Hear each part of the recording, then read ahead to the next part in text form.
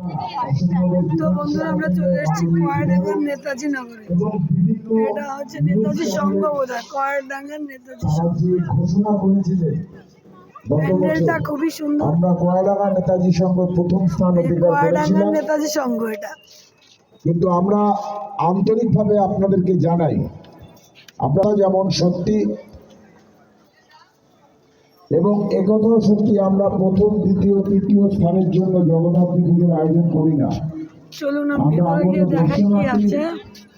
অশোকনগর পৌর অঞ্চলের প্রত্যেকটি মানুষের মনে আমরা একটি স্থান নেবার জন্য জগদ্ধাত্রী পুজোর মধ্যে, সেই কারণের জন্য আমরা জগদ্ধাত্রী পুজো আয়োজন করে থাকি।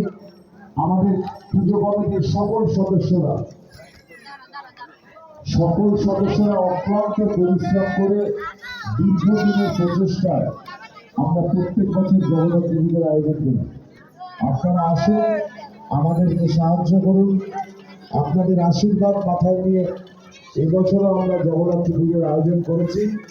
প্রতিমা দর্শন করতে আসুন, কুমারটুলির মাটির প্রতিমা এবং স্বামী নারায়ণ মন্দিরের আমাদের মন্দির দর্শন করুন। ওই যে রতন দাদা মারা যাওয়ার পর বললো, আমি ওনার বাড়ি গেছিলাম,